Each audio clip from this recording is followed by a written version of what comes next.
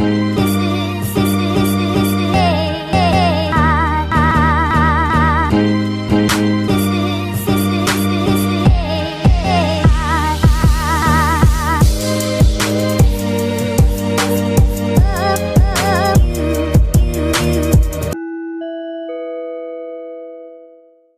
back to another episode of Independent Thought. My name is Desmond Price. For today's episode, we're going to be talking about lead pipes here in the United States of America.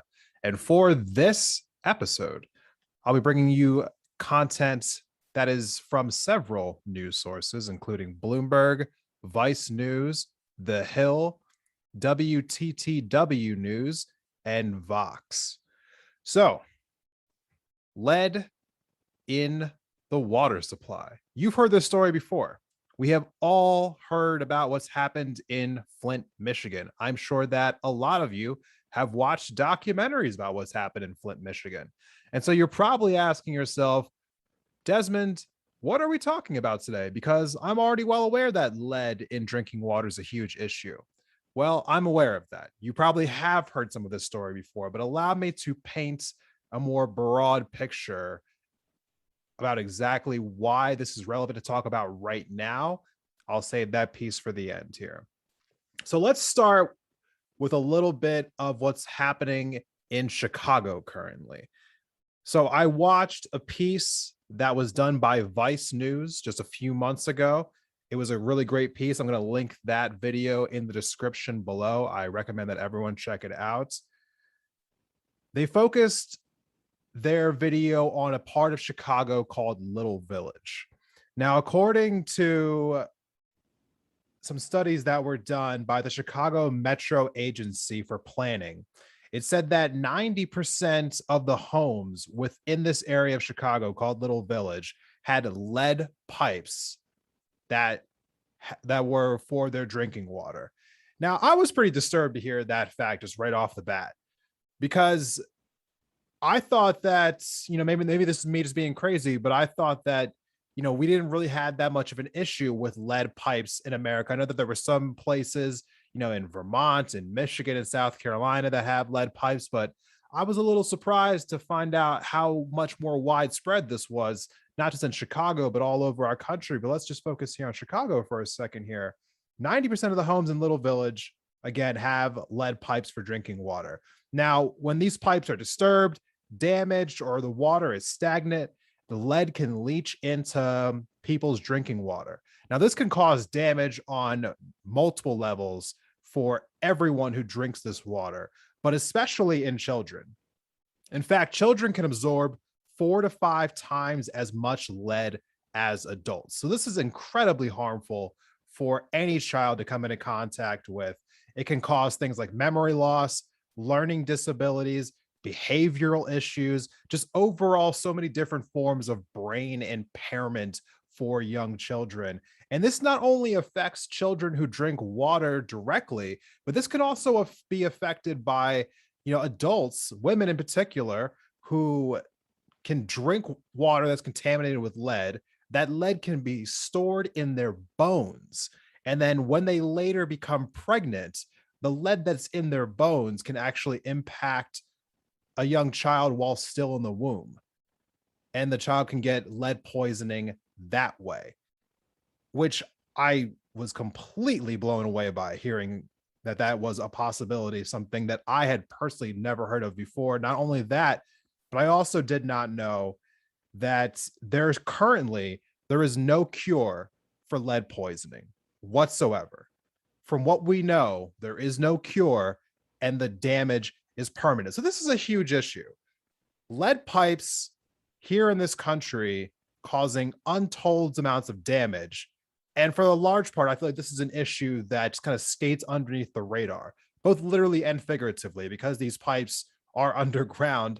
Most people aren't thinking about whether or not their water is safe. We just all assume that these things are safe. We all assume that the water that we have in our homes, in our businesses, in our schools, that these things are just safe. But apparently they are not everywhere in this country. The city of Chicago, for reasons unknown, actually required that all of new homes being built within the city up until 1987 actually have lead pipes installed in them. Coincidentally, this is actually 1 year after Congress banned lead from being in piping in 1986.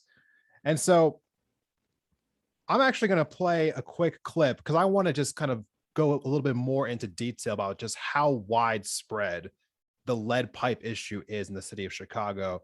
So here's a clip from Vice. Check this out. The city required lead pipes in new homes until 1987. So Chicago has an estimated 400,000 lead lines, nearly 6 times more than the entire state of California. The mayor campaigned to replace them. Lead service lines are a legacy issue that we need to start chipping away at now. And there is a plan that's beginning to take shape. But so far, unless removed by the homeowner, all original lead lines remain intact. And the city estimates that, including restoration, it could cost between $15,000 and $26,000 per line to replace. So if you go further into that clip, and again, if you watch the full video, it's in the description, so please feel free to check it out. But if you go a little bit further into that video, one of the people involved with directly trying to address this issue in Chicago right now went on to tell the reporter from Vice that she believed that drinking water was completely safe in all of Chicago. But I think that's a little bit of a misnomer here, because the city itself, the Department of Water Management went through the city of Chicago, not just in Little Village, but throughout the entire city, and tested at random 3,300 homes last year for lead levels, anywhere across the city. And 64% of homes in Chicago that were tested during this test came back for having elevated levels of lead within the drinking supply. So this is something that, as the mayor said in that clip, that she's trying to address. It's something that she ran on. It was a part of her platform.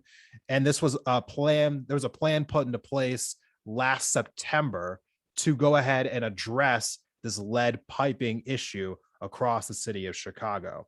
But, with that being said, apparently what they're doing is they're trying to address this in phases, beginning with low-income homeowners, which excludes renters.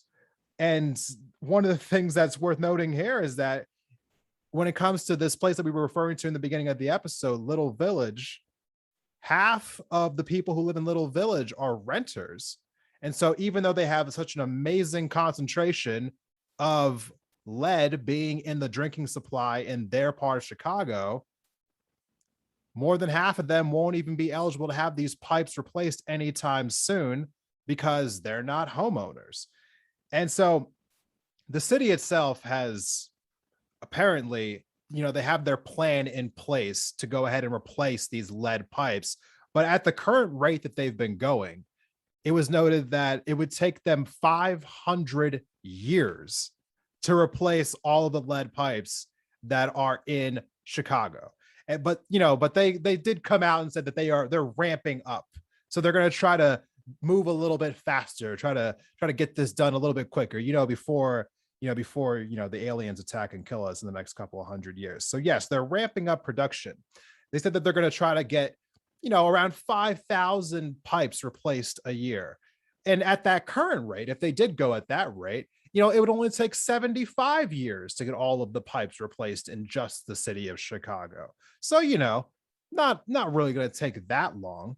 But, with all that being said, since the mayor has implemented this plan 11 months ago, they have yet to replace a single pipe in all of Chicago.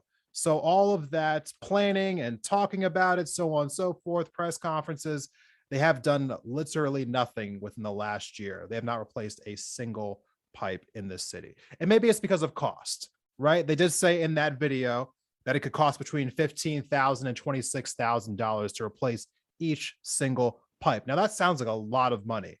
So let's scale that up a little bit. Let's say every pipe cost $26,000, the absolute maximum on their one end. And we're talking about, as they said, around 380,000 pipes in Chicago. So that's around $9.8 billion. So let's just call it 10 billion just to make it easy.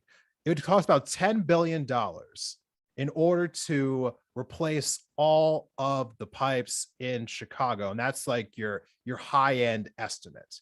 Now, at the rate that they're going right now with their ramp up, the city would be spending around $132 million a year in order to replace these lead pipes. And that sounds like a lot of money until you hear the fact that Chicago also spends $1.6 billion a year on their police budget.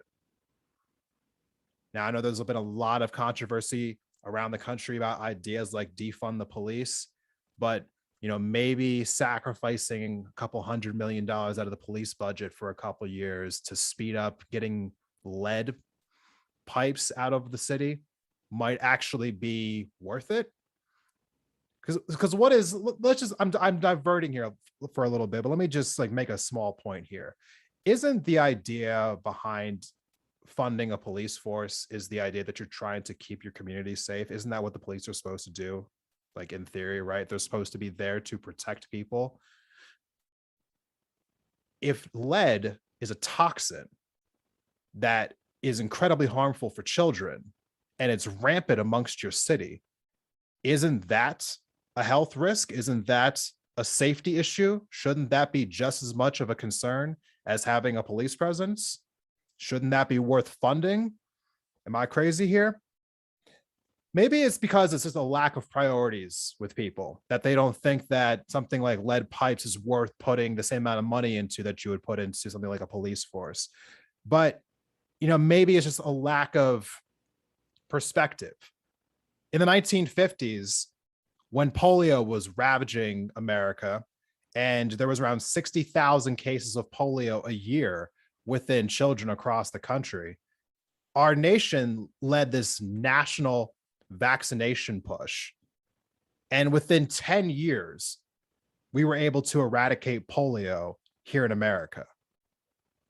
But if you look at what we were able to do then, when we were worried about the safety of our children, and compare that to what we now do with lead, there's absolutely no comparison. Between 1999 and the year 2010, 1.2 million children were reported to have elevated blood lead levels. And that was with 12 states not even reporting any of their information. And that's due in part to the fact that, departments like the EPA don't actually even mandate that cities and states report any kind of testing or whatsoever in regards to lead. And that is an issue that honestly, I could not even fathom, that the EPA, which says directly that there is no safe level of lead that you can consume, they do not have a single mandate for any kind of states in order to check lead levels in local communities. There was nothing whatsoever. In fact, there was nothing until this year. It wasn't until this year that the EPA mandated that elementary schools and childcare facilities be tested for lead. And that's even though they themselves said that there is no safe level of lead to consume, and the CDC classifies it as a dangerous neurotoxin. So I don't know how you squared this idea in your mind. The Texas Tribune reported earlier this year, this was back in April, that for the first time ever, that the state of Texas would be testing lead levels in the drinking water in elementary schools. Let me say that one more time. For the first time, the state of Texas has never tested its elementary schools for the presence of lead in drinking water until this year. That is absolutely insanity to me. I don't even know how you plausibly get away with that personally, or the fact that the EPA for the longest time had never mandated it in any way, shape, or form. just how? Just how? I really I'm at a loss for words on this, because this isn't like this is like some isolated problem where there's only some lead pipes in certain parts of the country. We know that there's at least 6 million lead pipes across America right now.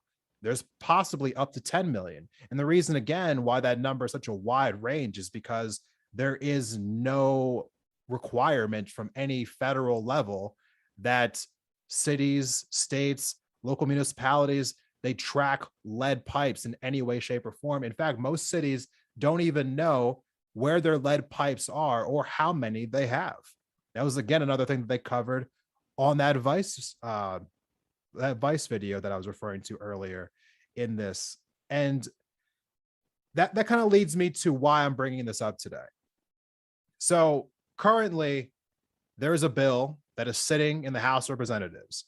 It is the infrastructure bill. I did an episode on this bill earlier this year. It's been a hot topic of discussion throughout the summer. It recently passed through the Senate. And one of the provisions within this infrastructure bill was funds directly supposed to be related to addressing this issue, getting lead pipes replaced permanently within our country. And I'm thinking to myself, yes, finally, government stepping up to the plate and doing what they should have done years ago. If Congress banned lead from being in in pipes and in paint, and this was back in 1986, why did it take until now for us to make a concerted effort to start replacing all of the lead that is within our current infrastructure? Like, why did it take so long? But let me just pause for a second, because let's focus on the fact that we're addressing it now, right? And so the Biden administration claims that they believe that within 10 years that they can replace all the lead pipes in America and we can finally put this behind us. And they said that the number should be around $45 billion in order to make this a reality, just from the cost analysis that they have. And so that was what they proposed in the infrastructure bill. However, that is not the number that ended up passing through the Senate after the final version of this bill was voted on. And so instead of 45 billion, like was originally in the bill, the final number that is in the bill today is 15 billion. So they cut 2/3 of the funding out of the original amount that was put into the bill for lead pipes. Now, this was done during rounds of what they were called negotiations, for the sense of bipartisanship, because there was just certain people who were negotiating for this bill who they felt like the bill was too expensive. Did you hear that when you were hearing about negotiations for this bill, that Republicans just thought it was too expensive and certain moderate Democrats thought the price tag was too high, and so they had to make cuts, right? They just had to make cuts. And so what did they decide to cut? They decided to cut the funding for getting rid of lead pipes in America, because that's not a big deal, right? No one really cares about those things. There was other things that Republicans had to stand their ground on. They could not, under any circumstances, allow this bill to be too expensive. That was off the table. And then they also said that they couldn't allow there to be certain pay-fors in the bill, like, increasing taxes on the rich. They said that was a no-go. They wouldn't get a single vote from them if there was an increased tax on the rich for this bill. But cutting the funding for lead pipes, that's no big deal whatsoever. But let's not just throw shade at the Republicans here, because the Democrats were also very excited to have this bill passed. In fact, Senator Dick Durbin, Democrat from Illinois, one of the top ranking senators on the Democratic side, had to say this, even though his city of Chicago is one of the worst offenders for lead pipes in America. This is how Dick Durbin said about the infrastructure bill. He called it historic and said it was the largest investment in clean water in the history of the United States. And he said, our outdated, decaying water infrastructure is threatening our children's health and in turn threatening our nation's future. When it comes to protecting our children's health and well-being, solutions cannot wait, and the federal government must assist states.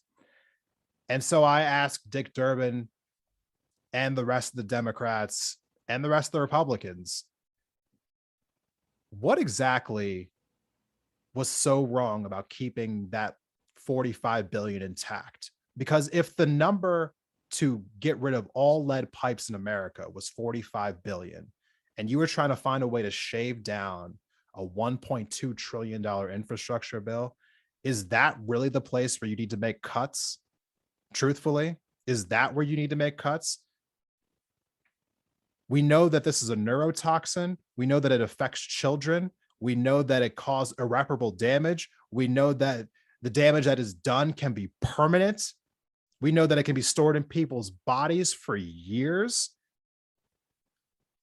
And our answer to this is to just cut the amount. We cut 2/3 of the funding that was going to go to replacing this neurotoxin out of our everyday lives, something that a lot of people don't even know if they're consuming or not right now. You may be drinking lead in your water supply right now, and you don't even know it because your city doesn't know it, because no one tests for it, because there's no mandates for it. How insane is all of this? Now, they could easily remedy this, right? The cost to replace all of this is just $45 billion. That sounds like a lot of money until you know that we give about $20 billion a year in subsidies to the oil and gas companies. We could just withhold money from them for 3 years, just 3 years, and we would have all the money that we would need to pay to replace this, so that there would no longer be a toxin in our water supply that is poisoning people. Or even better, what if I told you that our defense budget for this year was $733 billion? You'd probably say that that's a crazy high number, because you'd be absolutely right, because that number in and of itself would be 40% of the total amount of money spent by every single defense budget on the entire planet Earth. And that's what we spend in 1 year. And 733 billion is actually what the number would be if we took 45 billion out of our budget in order to fund getting rid of lead pipes in America, because the actual defense budget for this year is $778 billion, not for 10 years, not for the next century, for the next year. And we're not even in a single war right now.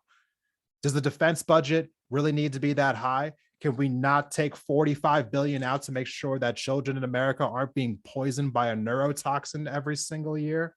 This is absolutely insane to me.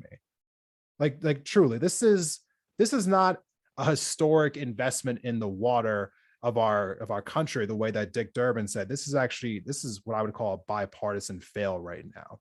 Because right now we have Democrats in Congress who are talking about how we need to make sure that all kids go to school wearing masks because we need to protect them. And then earlier this year, we had Republicans talking about how they needed to protect women's sports and children, by putting through all these bills that were, just going after trans kids all over the country. So Democrats and Republicans say that they both care about protecting children. But when it came time to protect children in the form of getting rid of lead pipes here in America, they both epically failed and pat each other on the back for it, and then called it bipartisanship. And I called them both fucking hypocrites. And that's the reason why we're talking about this today. Because right now, we are sitting here watching a government that has all the power in the world to get rid of something that is literally poisoning our nation, and they chose not to do it. And it really wasn't that much money at the end of the day when you consider what it's actually doing to people.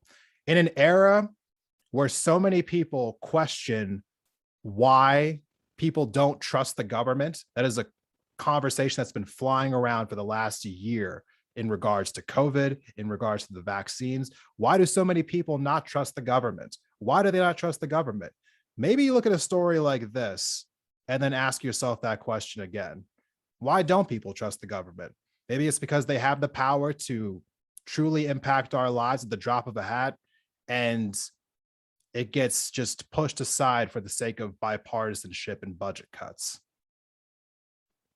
And with that, we're going to take a quick break and we'll be right back with my guest for the day, for my guest for the week. Stay tuned.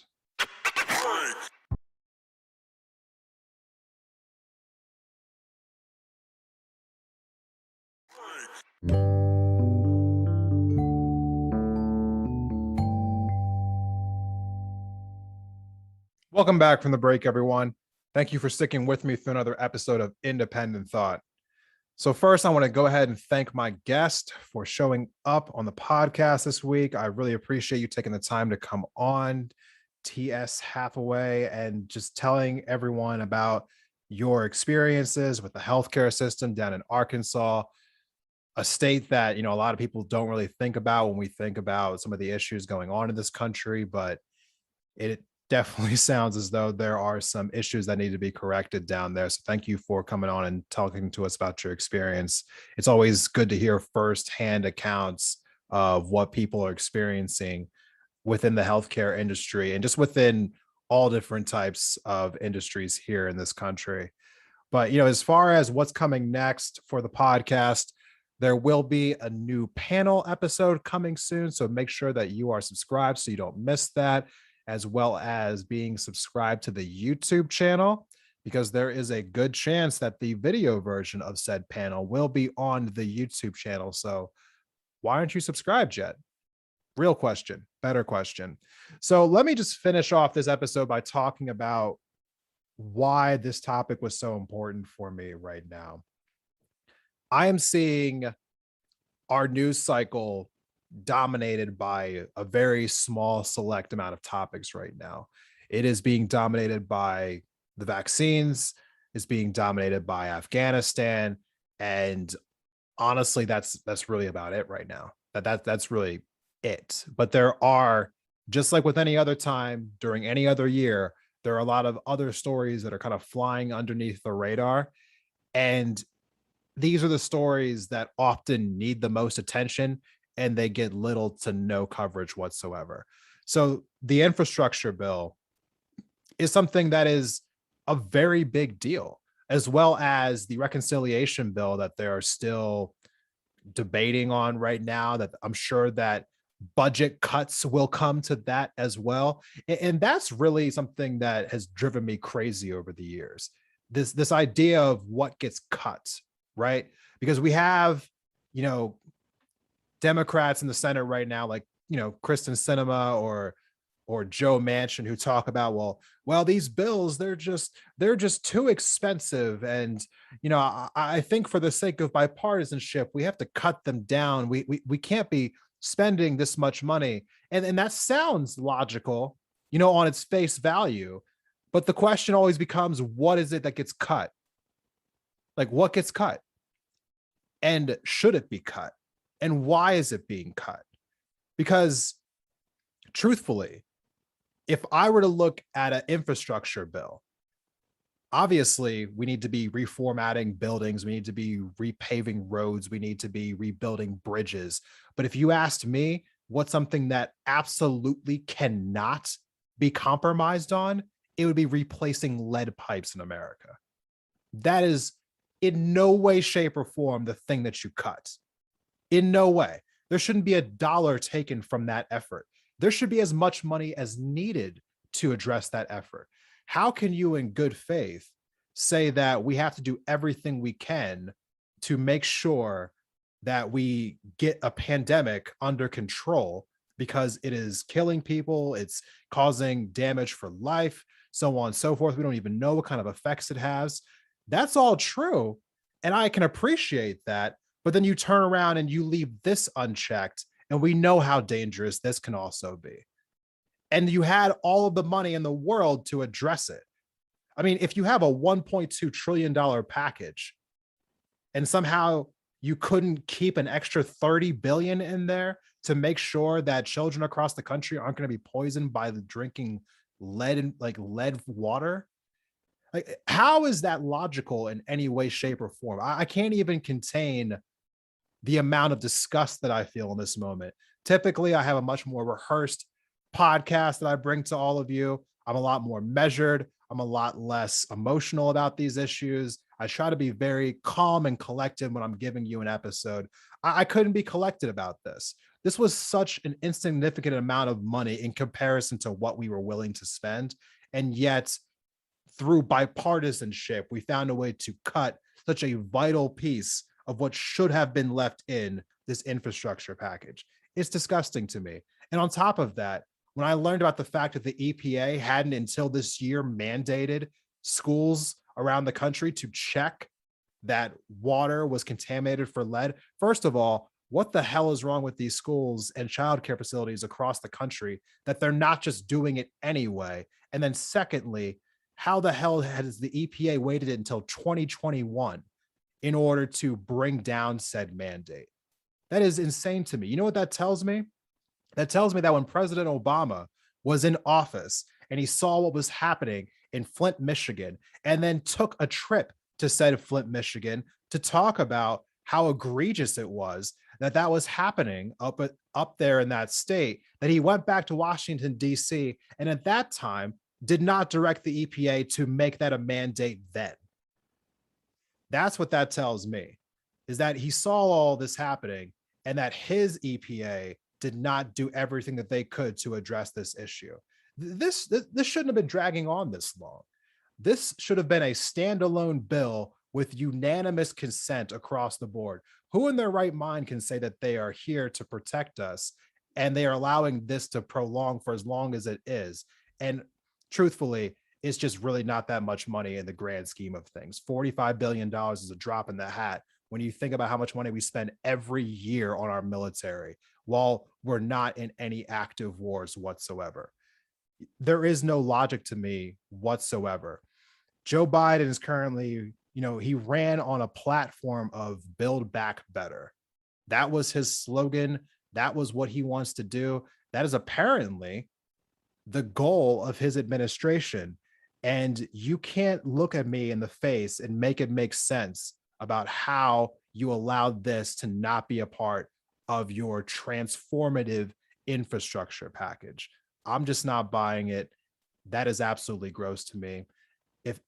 If you have thoughts on this episode, or you feel a little bit differently than I do, or you want to add some context to what you think my opinion about all of this is, please feel free to DM me, Twitter, Instagram. Tell me your thoughts. Let me know how you felt about this episode. Thank you to everyone who listened this week. I'll see you next week. Have a good one.